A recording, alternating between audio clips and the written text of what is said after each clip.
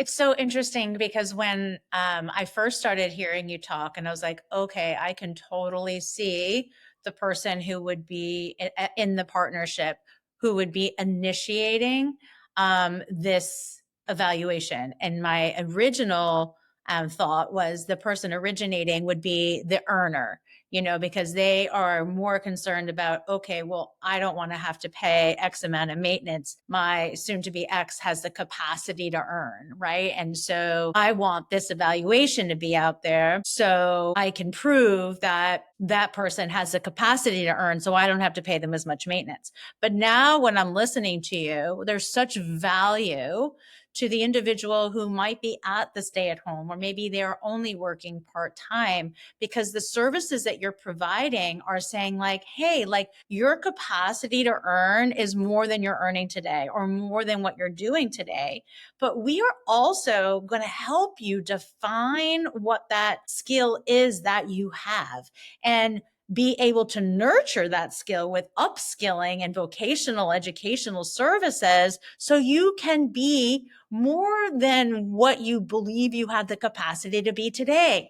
And I know as a coach, like so much of what I do is empowerment and getting people to say, I can and I will, and giving them that feeling of hope that, you know what, I'm not going to be destitute. I've got this. I can get the skills if I don't have them today.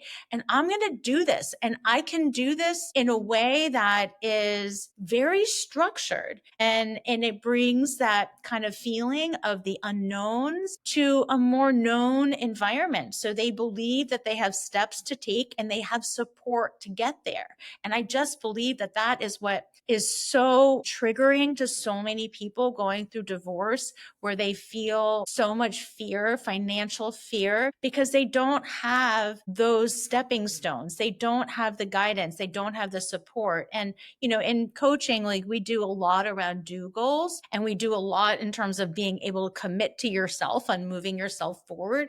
And like this to me is like, I think everybody who is getting divorced, who is going through the mediation process, or who has a desire to get through mediation, because this is going to be a real sticking point. If you're arguing about maintenance or alimony, depending on where you live, you call it different things. If that is an issue and that is where the contentious litigation potential is, being able to have a third party where everybody is feeling more confident and comfortable really could save you tens to hundreds and thousands of dollars in legal fees, since you're not going to end up fighting over that, right? Yeah, absolutely. A well thought out plan is essential for that kind of reentry into the labor market, right? Especially for a spouse who has perhaps been out of the work or out of the work force for a period of time, or underemployed or part-time employed. The prospect of returning to full-time work, it's daunting. Under any circumstances, the wage data shows that a person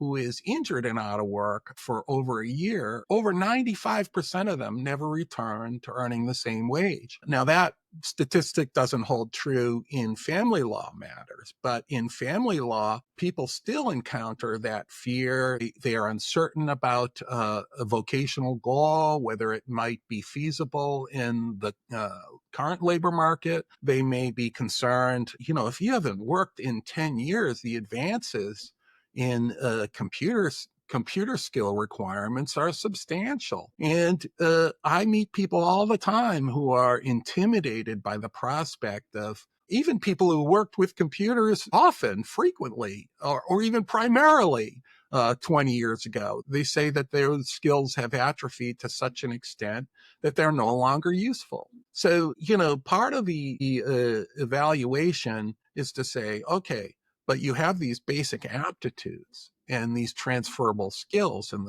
the point of the transferable skills analysis is to determine where those skills might apply, where they might transfer to different occupations in the labor market. And the software we use looks at all the 12,775 occupations in the U.S. Department of Labor database. And we say, we want to look at labor market access, assess training and skill development needs, and provide some direction regarding vocational choice, wage, and employment data, and how to get people from where they are to where they want to be. So it's so great to be able to work with a mediator and, have that kind of translated in. I mean, hopefully we're explaining it well, but to have that support, like, yes, you can go from where you are to where you want to be. And people like you and I who have been divorced understand these challenges, and that they can be overcome, but it starts with the first step